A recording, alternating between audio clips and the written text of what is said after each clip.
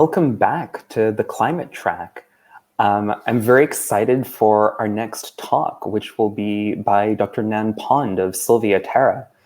For the past 10 years, SilviaTerra has built up really impressive technology for measuring forests at high resolution and scale using remote sensing. This is essential for meeting the growing demand for carbon offsets. Since currently, actually only the largest landowners can afford the certification requirements for high quality offsets, but SilviaTerra is changing that. Dr. Nan Pond is the chief data scientist at SilviaTerra and manages their team of forest biometricians and data scientists. She holds a PhD in forest biometrics and silviculture from Michigan Technological University. Before I hand it off to her, I'd also like to thank SilviaTerra for their generous sponsorship of a number of registration grants for participants in the conference. So thank you so much to SilviaTerra and for Dr. Pond for being with us here today. I'll hand it over to you now. Thank you so much for joining us. Great. Thank you. I'm very excited to be here. Today, I'd like to spend some time talking about the work that David just shared, the Natural Capital Exchange, which is a product that SilviaTerra operates, and the data that underlies it, which is the responsibility of my team. So a few of the guiding principles for what we do at SilviaTerra are here. First, that there is more value to forests than just timber. Traditionally, the way that value comes out of forests in a monetary sense is through cutting trees down and bringing them to be milled into wood and paper and other wood products. But we all know, because of the way that as individuals and as society we engage with forests, that we value those forests for other reasons. That might be that we value wildlife present in forests. We enjoy recreating in forests. We enjoy the shade and the beauty that are offered to us by forests. And as we grow and as urbanization increased, there's also increased demand for those other values, both in the sense that we want to engage with forests as forests, and in the sense that individuals just value the existence of increased biodiversity in the world in which we live. Personally, I value the fact that there's forest habitat that supports mountain lions in the mountains just east of where I live here in Albuquerque, New Mexico. I don't want to engage with those mountain lions while I'm recreating in the forest, but it's important to me that they're there. And it's important to me that the forests continue to exist in a state that creates the habitat for those animals. Now, the best way to get what you want is to pay for it. But as we said, traditionally, the only way to pay for forest values is to cut the trees down. And the work that we've done at SilviaTerra is to try to find an alternative approach to that. A marketplace where other values, whether that's the value of sequestered carbon from a forest, or habitat, or water quality, reduced risk of catastrophic wildfire, a framework in which those other values can be paid for. Finally, we believe that measurements make markets. And I'm going to share with you the data science that creates the data product, Basemap, that makes it possible for us to measure the forests and be able to facilitate transactions related to what we measure. So we'll start with some of the very, very basics. How are forests measured? Forestry is a traditional field and it's centuries old in its practice. Even today, if you want to quantify something about a forest, the most typical way to do that is to go out into the woods and physically measure and count the trees. So you might draw out the property that you own, go to each one of these marked points and wrap a measuring tape around the tree. Note its diameter, note its height, note what species it is, and continue on to the next point. This is a boots on the ground field. And it's one that, my educational background is in forestry. I wanted to be the person that was measuring the trees when I grew up until I learned to program. And this is the starting point for what we've done as a company.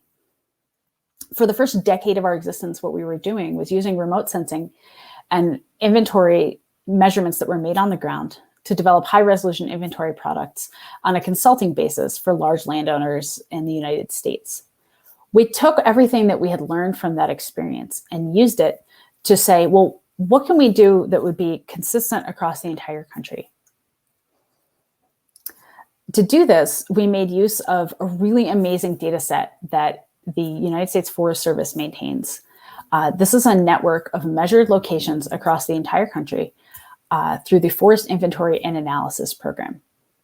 This is something that our government and the Forest Service have invested huge amounts of time and energy and resources into maintaining, and we're very, very grateful for that because there are measurements made across the entire country. But what we wanted to do was say, okay, well, here's 1 point for each 6,000 acres of forest. How do we fill in the gaps? How do we take what we've learned about combining field measurements and remote sensing data and generate a data product that's consistent across the entire country, not just in the places that were physically measured, but in the other places that we can observe with those remote sensing platforms? So we combined everything we knew, and with the help of an AI for Earth grant from Microsoft, we developed the first Basemap data product in 2018. This is a map of our two founders, Zach Parasat and Max Nova, with Lucas Joppa from Microsoft when they went to show him that we'd finished the work that we'd set out to do. So what is Basemap? At present, Basemap is a 30-meter resolution inventory estimated across the entire continental United States. We're starting to expand the data product outside of the US and have been working in British Columbia as well, and expect to be continuing to expand it because the technology isn't unique to what we can do with the US. But this is where we started because these are the forests that we know best. At each 30-meter point on the ground, we have predicted a list of trees. So the same types of measurements that I talked about when making physically in the field, the sizes, species, the numbers of trees that are out there, that's what we're predicting using the modeling techniques that I'll be describing later. One of the things that's really exciting about this data product is that for now, we've developed an annual update, 2018, 2019, and 2020. I'm going to share some of the futuring work that we're doing as we're changing the way that we think about this data product, changing the way that we model forests, and we're going to be pushing this to a much higher temporal resolution over the coming months. But right now, we're really proud of the fact that we've at least done an annual update each year, and that the Basemap estimates are quite close to what's on the ground around the country. I'm going to share some of the visuals that sort of help you realize what exactly it is that we're able to do with this data set. So this is an area in the Sierra Nevadas, California. And because we're predicting a list of trees at a 30-meter resolution, we can render that into these types of heat map visuals to highlight whatever attributes are of particular interest. So here we have the number of trees per acre, which is a measure of the density of the forest. A high number of trees per acre usually implies that there's a lot of really small trees. But this is a metric that foresters are really interested in because this also helps us highlight areas where there might be increased fire risk. Lots of really dense trees means there's a lot more fuel right there on the ground. We also, because we're predicting individual stems and the species of those trees, can visualize the distribution of species across the landscape. And in this case, to look at the difference between where we're seeing more hardwoods and where we're seeing more softwoods. This type of species distribution information at this scale is really helpful for understanding things like wildlife habitat possibilities, and also some of the more traditional values like the timber value across the landscape. But one of the guiding principles for us was to be able to use the Basemap data set to underpin market transactions, to build a marketplace for forest carbon that took everything we knew about the unique areas of forests, the way that forests are managed and engaged with across the landscape, and use that to build a better approach to transacting forest carbon sequestration. So this is a visualization of forest carbon across different parts of Arkansas. So for every tree that we are seeing in the Basemap data set, we can estimate the amount of standing carbon that's in that tree. And this gives us a very, very high resolution picture of the carbon across the landscape. Remember that I said earlier that measurements make markets. Well, now we have a consistent and standardized 30-meter resolution estimate of the carbon that's available across the landscape. So we use that to build a better carbon market. And this is NCX, the Natural Capital Exchange. On top of that layer of predicted forests, the Basemap data set, one of the things that our data science team has built and is continuing to improve is the layer of potential likelihood of harvest across that landscape. We don't want to be identifying high carbon areas and then paying people who don't intend to harvest to continue to not harvest, because that's not affecting change across the landscape.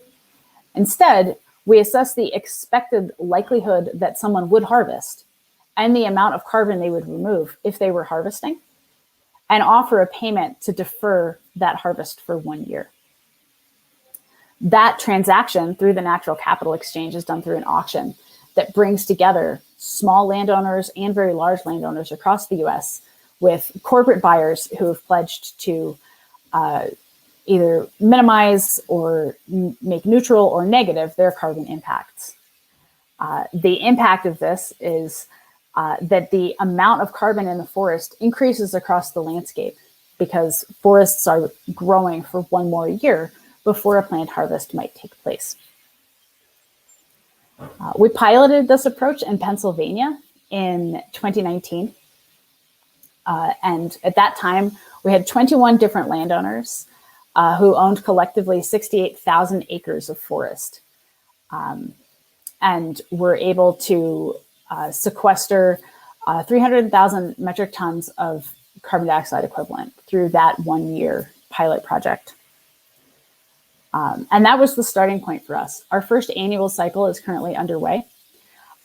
This has enrolled more than 1 million acres across the US South. And again, landowners that are ranging from people who have fewer than 50 acres to those who have hundreds of thousands of acres, that they've committed to deferring a planned harvest for 1 year and accruing that much more carbon within their forests. Okay, so that's how NCAPX works. And now I'm going to take a look under the hood, walk through some more of how we build the Basemap data set, how we think about that as data scientists, and then what we're planning on doing with it next. So there's a number of predictive challenges that we have to work through as we're thinking about, first as we built this data set initially, and then as we're maintaining and improving it. The first is whether what we're doing is big data or small data. Many of the people on our team come from a forestry background, and so it was a bit of a learning curve for us to say, well, these thousands and thousands and thousands of ground measurements seem like a really big data set to a forester, but a really small data set from a data science perspective. Secondly, that what we actually have is large amounts of independent data, but very small amounts of measured or observational data.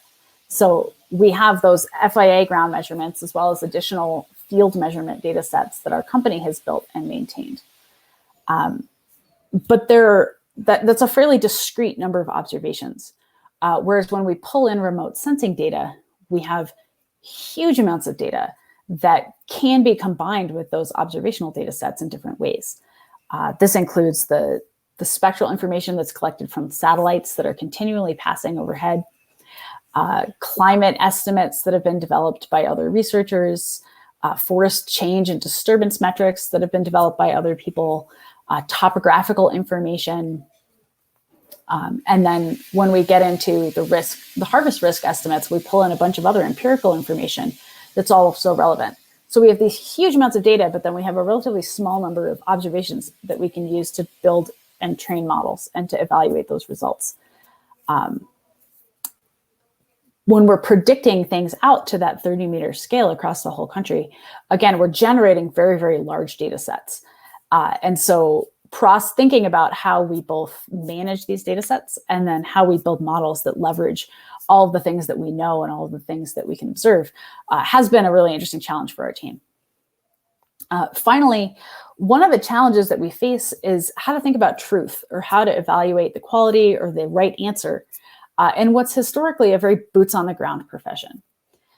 So because people who are trained to think about forests are, foresters are trained to go out and physically observe what they can, to make measurements, to come back to the office and think not only about the numbers in front of them, but the experience they just had walking through that forest and what that might tell them about the area.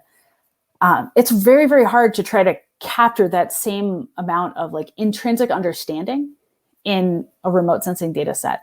And it's also extremely challenging to convey that information to end users, whether those are forest landowners, foresters, or people who are interested in buying carbon. So this is not a computational challenge, but it's very much a philosophical thing that our company is continuing to work on as we try to understand the work that we're doing and communicate it in ways that are meaningful to people who might have trouble trusting data that they didn't go out and count themselves. All right, so what kind of modeling approach are we using here? In its current instantiation, the Basemap data set is a combination of machine learning and more parametric modeling approaches. For Basemap 2020, the key way that we leveraged machine learning techniques was to predict the forest type before fitting regionally specific series of parametric models that estimated the numbers and sizes and species of trees within each forest type. So I'm going to show a visual here of the predicted forest types across the US. Each color here is a different forest type. A forest type is defined by like the dominant species within that area. So that might be spruce and fir occurring together in Maine. That might be pinyon and juniper, pinyon pine and juniper species occurring together in Albuquerque. That might be planted loblolly pine in the southern United States. Or in the Appalachians, you have some of the most diverse forests that occur anywhere in the world. Many, many, many different tree species that occur in large mixtures. So what we have in the data set that we work off of, that FIA data set that I mentioned, is a forest type observation that's made by people who are in the field, not only measuring the trees, but looking at the area surrounding exactly where they made their measurement and saying, this is the type of forest that is occurring here. And so it's a categorical classification that is very well suited to using machine learning approaches. We started with just a random forest approach to get how do we predict this type everywhere. And then once you have that predicted type, it puts some boundaries around what other species you might expect to see coming out of that model. So if we're predicting that it's a spruce fir type and it's in Maine, we can say with a great deal of certainty that it would be very unlikely to have a loblolly pine or a pinyon pine that doesn't occur in that area and certainly has not been observed in a place that was called that forest type by a person who was actually standing out there making that observation. One of the things that's been really important to our team from the very beginning is to build into the modeling processes that we use as much of what we know about forests as we possibly can. I'm really thankful to have a team of data scientists that are both extremely skilled statisticians and programmers, but also we hire people with a background and an educational background in the natural ecosystems that we're working in. So we have people on our team that have degrees in forest biometrics, degrees in computational ecology, experience working in the field and making these observations. And so we're able to structure our modeling approaches to capture what we know about how observations are made, what we know about how forests grow, and then also how we can leverage the most cutting edge statistical techniques to really encapsulate that information into a broader framework. All right, so let's talk a little bit about performance assessment. One of the questions that was posed to me as I was preparing to present in this conference was, well, can you share some of the performance of your models? Like, how well is each model doing? And we have taken a pretty holistic approach to evaluating the quality of this data set. Again, because the audience essentially for the work that we're doing is people who are used to thinking about physical measurements that are made across the landscape. We try to get as close to that end stage before we make a comparison. So certainly we're evaluating the general performance of models that are fit in different parts of the country to make sure that things aren't going completely haywire. But we're really focused on that end summary of, okay, here is what we're predicting the forest looks like in this area. And we can compare that to the field measurement data that we have available to us. So if you think back to that earlier slide I had with a map and points that one might visit to take a measurement of the forest, we might look at that area and say, all right, we have 25 points on the ground, and they were a sample of a 50-acre parcel. So we can both compare what is the estimate exactly where those points were, and what's the average prediction from our Basemap data set in that 50 acres compared to the average that was predicted and the uncertainty around, obviously, both measurements from those field measurements. So it's been really important to us to target our performance assessment to that kind of very applied question, because those are the questions that are being asked to us by the people that are using our data or interested in evaluating the quality of our data for suitability in a carbon marketplace. So we've built these scorecards for forest types, and they were designed to very flexibly and rapidly use independent field measurement data. We're building out some MLOps techniques so that anytime we have an additional data set, we can very quickly produce these sort of automated results to say, hey, we just got this new set of data, and here's how we're seeing that the Basemap data is comparing to this set of ground measurements. We're doing this at the high level, at the metrics that matter the most for the questions that we're asking and the way that we're using our data set. So this is, that estimate of standing carbon. Standing carbon comes from the size of the tree, the species of the tree, the height of the tree. And those are the sort of allometric calculations that are done to create an estimate of carbon for a single stem and for a larger area. So we want to take the summaries all the way out to that point and then compare, okay, what do we have from our Basemap tree list? What do we have from a field measurement? And then let's look at that at different scales. So again, it's a little bit of a different question than, what are the performance stats from this particular model I just fit? But the work that we're doing is in such an applied and real world impact that we want to be really engaging with the quality assessment at that point. So we're looking at things like distributional comparisons, some very straightforward, like the confidence interval from a set of cruise data and the range of predictions that we're getting from the Basemap data set, and how do these two things compare to one another, and again, at these different spatial scales where the questions are really being asked of us. All right, so I shared a little bit earlier that what we have right now is a series of models. We're taking some machine learning techniques to sort of filter how we're building out different ensembles of models, and then fitting statistical models that provide these ranges of probabilistic outputs. One of the challenges that we have doing this with remote sensing information is that the relationship between imagery and ground conditions is complex and highly nonlinear.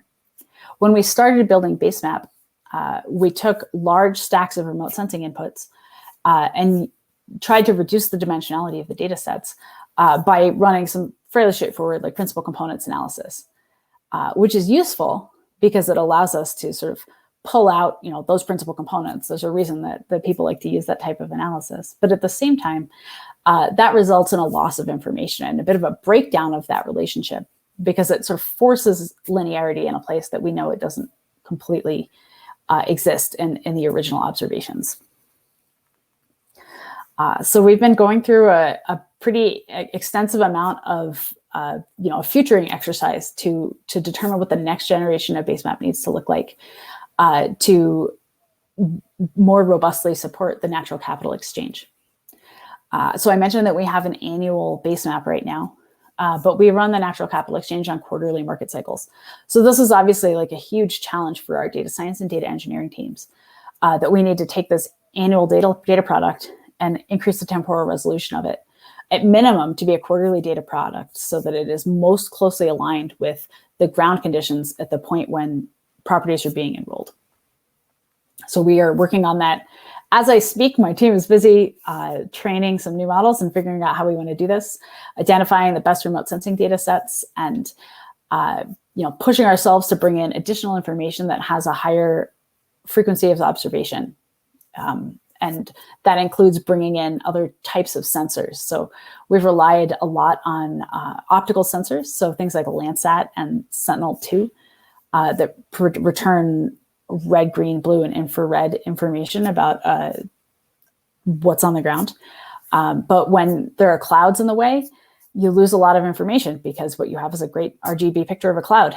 And so we're bringing in a bunch of other information like radar, spaceborne LiDAR, other things that allow us to have a higher temporal frequency of observation without having to be impacted by things like clouds. Another big focus of the work that we're doing right now is better and more sophisticated ways of describing and reporting the uncertainty of our data product. And doing that, again, to the summaries and the information that matters the most, which is these lists of trees and the derived carbon dioxide that is what we're trying to measure and then sequester across the landscape. All right, so the next generation, rather than this sort of nested approach, we're going to be building in much more complex models that try to sort of answer all the questions at the same time. We're looking to utilize more neural networks to model this more complex relationship between the field observations and the imagery that we're pulling in. The big data question gets even bigger when we start to bring in more and more sensors and more frequent observations. So if you're doing an annualized data product, you can rely on, the best quality single or two observations from a given year. But when we're trying to push it to a quarterly resolution, we're bringing in lots more information, and we're going to have to deal with the messiness of that data rather than allowing ourselves to just filter out clouds and just bring in the best picture that was taken essentially as the satellites were flying over. So we're building out deeper probabilistic models. So variational autoencoders are what we're building right now using PyTorch. This is an approach that's going to let us to scale to these much larger data sets rather than having a more like manual cloud masking process. We want to be able to just pull in everything and treat places that clouds are observed as missing data and do the inference that we need to account for that. We can also fit like arbitrarily complex distributions, and it eliminates some of the problems that we had with things like principal components. We're doing this, in combination with traditional statistical models in a way that's going to allow us to get to our end goal, which is better characterization of the posterior distributions. So we want to have one essentially behemoth of a model that's going to be able to go from imagery and observation out to multiple realizations of tree lists from a posterior distribution. And in doing so, to be able to more completely represent what we know and how sure we are about it across the landscape. And also to be able to do that in a way that allows us to encode in everything we know as foresters, as ecologists, and as statisticians about how people measure forests and how forests grow and change over time.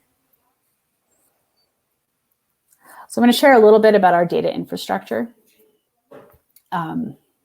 This is not very exciting, and that, I guess, is the exciting thing to share. So we've deliberately chosen to use pretty mature, conventional, and non-exotic data infrastructure. So our larger scale processing is done in Hadoop and MapReduce frameworks. The code that we're writing is in Python and R. While it's not a complete breakdown, generally our data science team writes in R, and our data engineering team works in Python. So the way that we have structured the Basemap modeling and prediction process, sort of the scaffolding is all Python code. And the data science team is using R, which historically has given us a lot more control over the types of models that we're using and the way that we're calling them. Over the last year or so, we've seen a lot more powerful statistical approaches being made easier to implement in Python. And I'm expecting that over the next couple of years, this like Python R discretized world that we've sort of created is going to blur a lot. We may end up doing almost everything in Python because it's really the power of R has in large part been replicated in some of the newer packages that are available to us in Python. Another thing to note is that our team has built out the ability to do basically everything we do using both AWS and Azure systems, so both Amazon and Microsoft's cloud computing systems. So this is something to note, and that I wanted to spend a little bit of time discussing, because I suspect that it's not typical. This is largely like a historical decision for our company. The natural capital exchange is a major focus of our company, is relatively new for us. But we have been doing this sort of large scale computing and generating inventory estimates for the last decade. And we did all of that in AWS, but we found for some of the data storage and the other processing that we're doing, that Azure system, and especially the way that data are structured, that's been nice for us in other ways. So we use both, and we've done our best to build internal packages and tooling that are largely cloud agnostic, and that an individual contributor who's writing code doesn't need to think very hard about whether they're in AWS or Azure at any given time. So rather than building tooling that's hyper specific to one cloud, we've built stuff that's pretty broad and quite flexible. Both of these frameworks are widely used, well understood, mature, and relatively inexpensive. And so the fact that we're working in both has been really nice. Also, as we're bringing in newer hires as our team grows, we don't have to, deal with, oh, well, hey, this person's only ever worked in AWS, but we do everything in Azure. But there's like an easier on-ramp for new hires. While we certainly expect them to understand the nuances of each system, there's an easy starting point on both sides. So some of the cons of this, because obviously this, as flexible as our tooling is, we have to do more juggling of upload and download, and occasionally transferring files of different sorts from one cloud to the other, depending on the kinds of questions that we're doing. And while one larger scale process might be run uniquely in one cloud, when we're sort of answering more discrete questions for ourselves, especially internally, there's a consideration that has to be made to, okay, well, where is that file? In which cloud is it located? We don't yet have a data warehouse of our own. We are still kind of building out exactly what we want that to look like for our team. And it's something that we expect to be devoting a lot more time to over the next few months. So as I mentioned, one of the things that we're most excited about on a team is some of the data infrastructure and ML ops work that we're planning on doing. So our data science and data engineering teams have both doubled in the last 3 months, doubled in size. And we've got a huge amount of firepower now, and a lot of people who are really excited to bring depths of experience in a lot of different places to bear on this particular problem. And so we're bringing a lot of faster paced development, both because we have more people, but also because people are experienced in doing this kind of work at this scale. And so we're building out more rapid fire evaluation of everything that we do, so that rather than an annual data product that we evaluate at the end of the year when it's created, we're iterating quickly. We have automatic evaluation against as much cruise data as we have on hand, so that with every change that is made on the data science side to exploring a different way to fit a model or a different way to consider the predictors, we can very, very quickly see at that absolute end scale of, well, what do the lists of trees look like and how much carbon are we predicting is stored there? How does that compare to all of the field measurements that we have? It's also really important for us to be able to do this with a mind to the spatial performance of the data. And rapid iteration is another really good way to do that.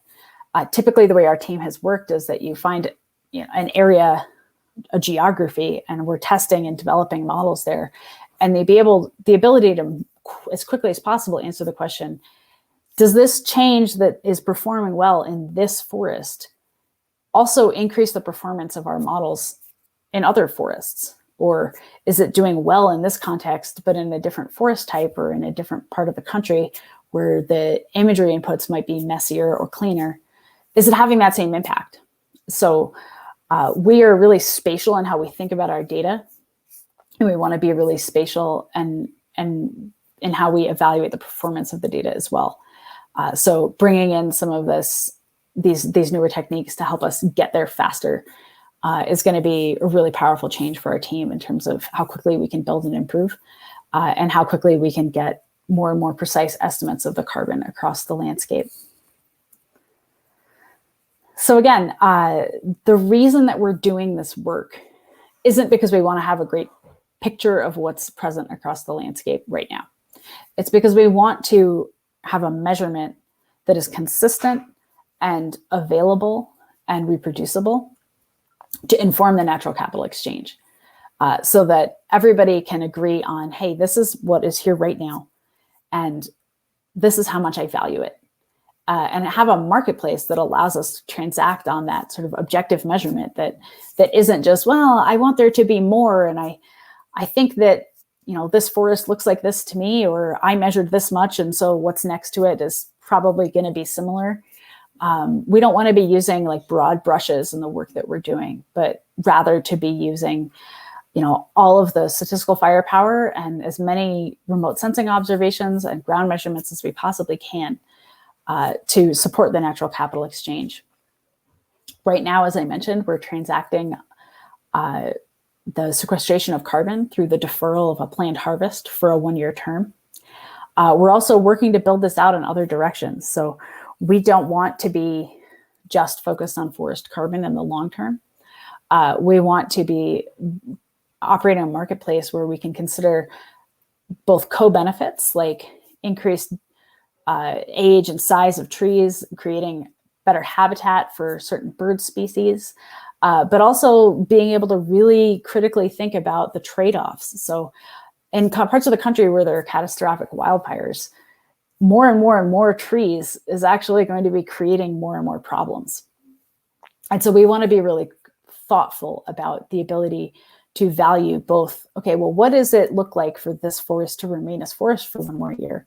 What would it take to instead incentivize someone to thin and remove some of their trees to reduce the risk of fire, and allow us to really quantify the trade-offs that are being made every day by individual landowners, and the trade-offs that each of us, as we are thinking about the world around us, might be sort of mentally thinking, well, yeah, you know, I like shade, but I also like there to be places for, you know, birds that need to nest on the ground to have more access, or, you know, these sorts of trade-offs in how we think about the forests and the different values that our society gains from those forests.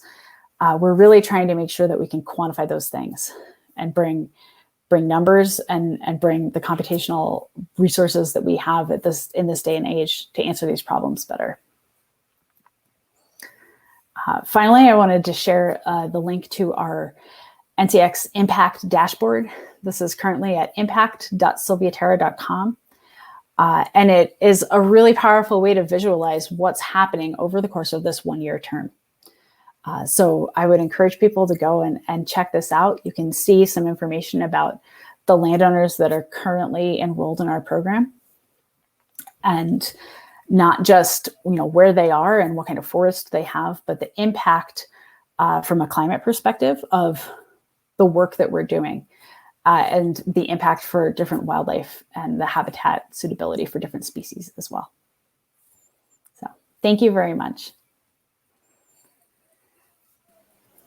Thank you so much for that wonderful talk, Dr. Pond. Thank you for joining us today. I encourage the audience to post your questions in the Q&A feature within the hop-in. But I'll just jump in with a couple of questions first from my side. I guess maybe my biggest question is, you gave a really good explanation of how really useful and essential it is that the team comes in with not just this deep knowledge of data science, but also a deep knowledge of forestry. And I know that a lot of machine learning people might just go into a domain like this and say, let's throw a big neural network at it, and there's no need to know anything about the domain. What are some of the things that you think that approach might miss, either here or in general? and ways that also, I mean, if one does come in with, say, deep learning experience, ways that one can be productive in a field like this, but not go all the way to the just ignoring domain expertise. Like clearly there's a middle ground. You don't have to work on forestry only if you have a forestry PhD, though you have a forestry PhD. But yeah, so what is your take on that? Yeah, a couple of things come to mind. First, definitely when we're working in a specific domain, I think having some amount of domain expertise is extremely important. So our company was founded by Zach Parasa, who has a background in forestry and forest biometrics, and Max Nova, who brought in a software development perspective.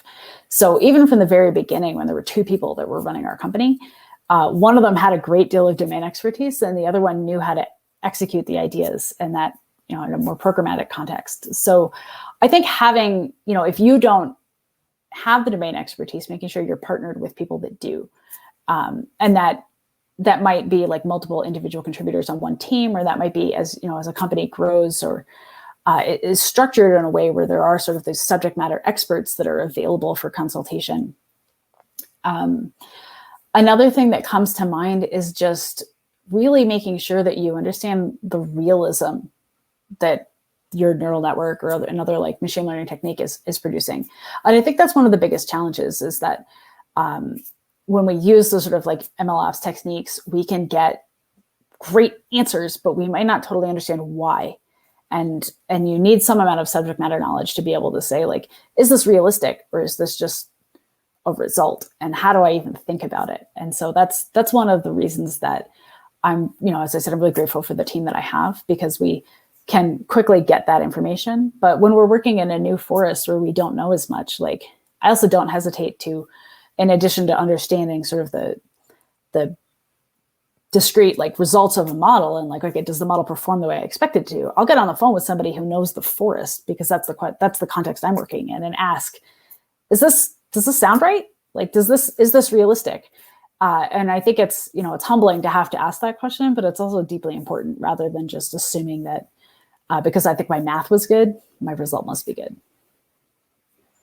Fantastic. Thank you. That absolutely makes sense. And I think that's really helpful for practitioners who are coming in more maybe from the technique side. I have a couple of sort of more technical or diving into the meat of the thing questions. Do you have any plans, or are you assessing forest or tree health?